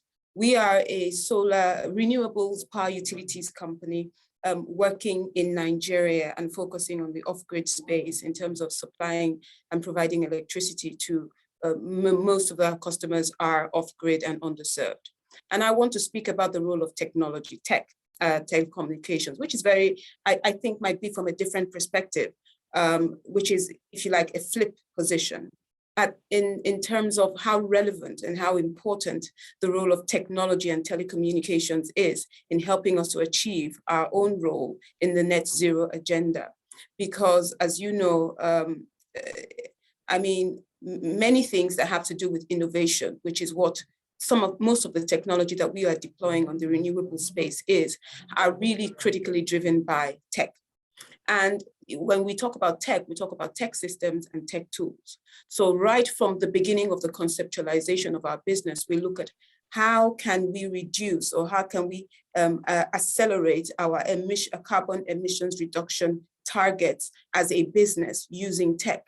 And we look through it from the role of the how we do our business, which is the corporate space in which we operate, the technology we deployed to reduce travel, to reduce cost of travel in itself has its own carbon footprints, whether we're traveling by air, whether we're traveling by road, whether we are actually using mapping positions to be able to understand the paperwork there's dearth of paperwork when it comes to feasibility studies, running mapping analysis, gathering data, and so on. So you will be amazed at the amount of carbon footprint that you can save by making your systems and the way that you do your work extremely tech reliant, particularly because most of the feasibilities that we have to do are in rural and far-flung areas. So we can basically sit in our offices and use different technology systems, tools, and platforms to be able to run our business. So we take a proactive approach to being able to make sure that the entirety of our business, whether you are on the site, in the far-flung areas of rural environment, whether you are in the office or you're working remotely, we try and integrate our business so that we are able to deploy that. Secondly, as a utility that is serving off-grid locations, we have to reduce the way that we interface and travel to those locations. So we are relying on a lot of IoT and smart utility systems to be able to drive the operations of our assets that are far-flung. Similarly, when it comes to the survey and analysis of our business decisions, we have technologies such as the geospatial surveys approach that we use that also limit our interaction with the environment. And then when it comes to, I think I've heard someone speak about how our ESMS policies about recycling of batteries and so on and so forth. That's also very, very, very critical. And then we have a huge social impact agenda where we train local members of communities that we go into. And you'll be amazed at the role that technology plays in helping us to match talent and resources to be able to identify who to train, and when we train them, how we can match them with our stakeholders, such as subcontractors and so on and so forth. And in the final analysis, we have to be able to measure the impact of the work that we are doing. So whether it's in terms of how much carbon emissions are we actually saving, either by the products that we are deploying, the services that we're deploying, or even the way that we do our business. And we also deploy technology to be able to measure all of this. And it's very important we begin to learn every day how important telecommunications and tech is in being able to mass deploy renewable solutions with minimum interface, and it being not just saving carbon by the product themselves, but by the way that we do business.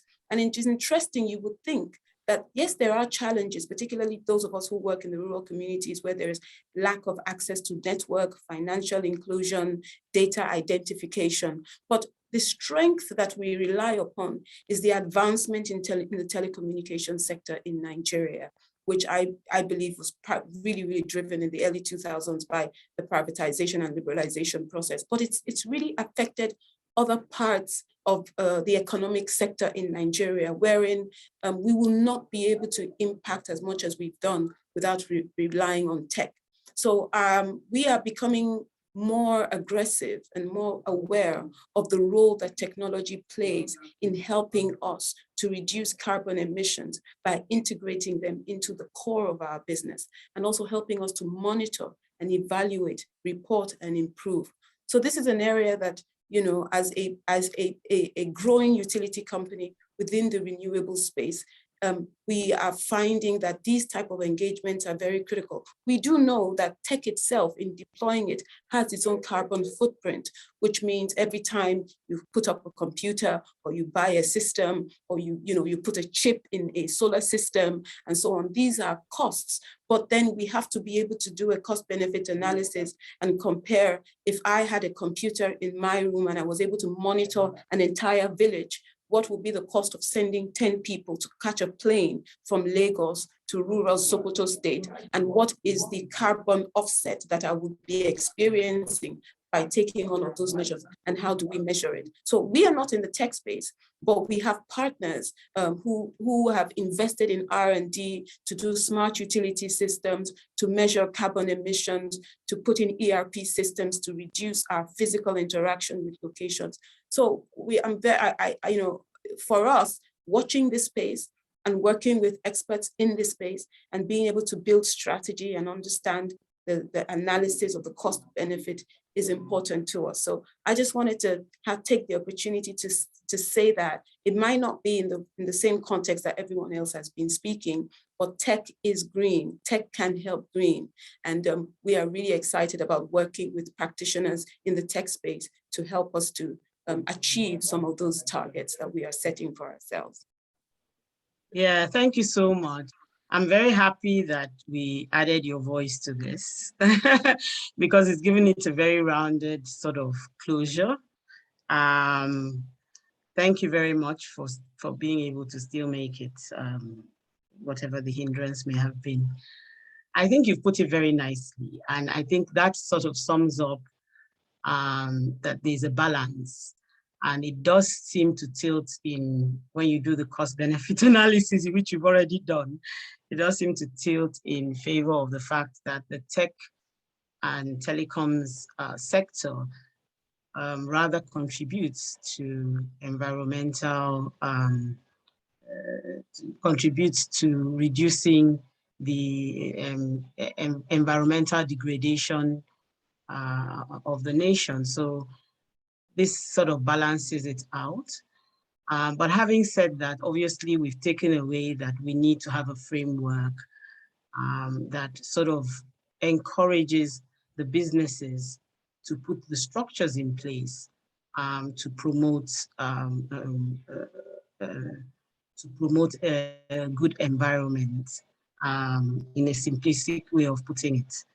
And obviously, most of the telecoms organizations already have structures in place to comply with policy. And there's also the policy side of things. There's a policy drive, there are legislations, and there's enforcement.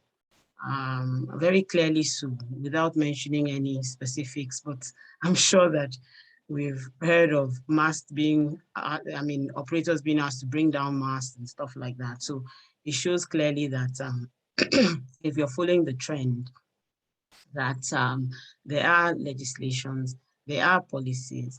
It's just that we need to work more in terms of creating a framework that encourages organizations and individuals to comply without necessarily, without it necessarily being punitive or having, wielding the big stick as we've used here. They should be that, but I think the emphasis should be more on people understanding the need for a safe environment. And I think we've done sort of justice to this.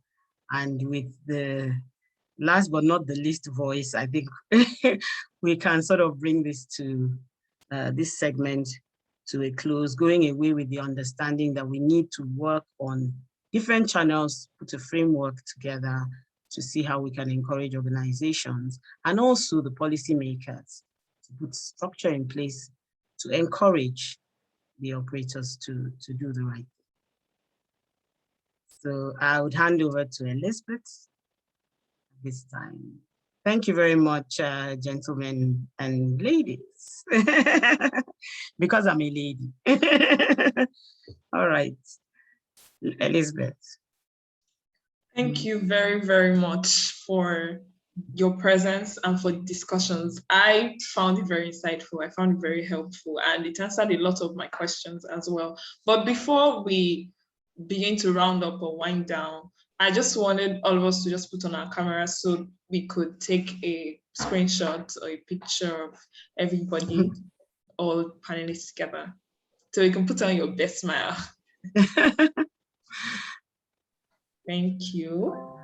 So yes, we have a picture. Thank you very much. Thank you. Thank you so much. Steve. Thank you, Ms. Eno. Thank you, Dr. Odon. Thank you, Ms. Adele Fadipe. Thank you, Mr. Baz Suleiman. Thank you, Ms. Donna. Thank you so much for joining in.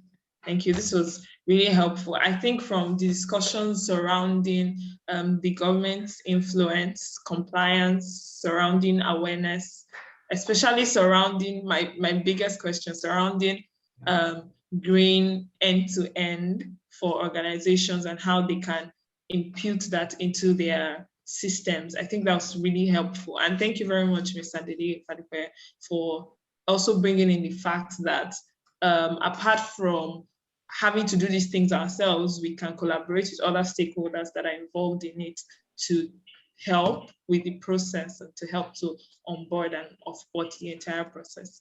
Thank you so much. Thank you very much for joining us this afternoon. I see that we've overshot our time.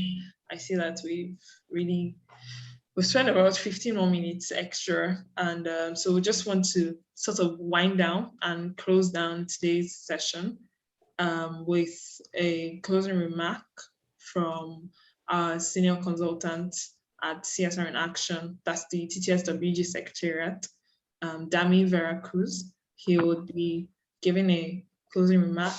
Wow. Thank you, Dami. Hi, afternoon. Sorry, let me just show up my video. Okay.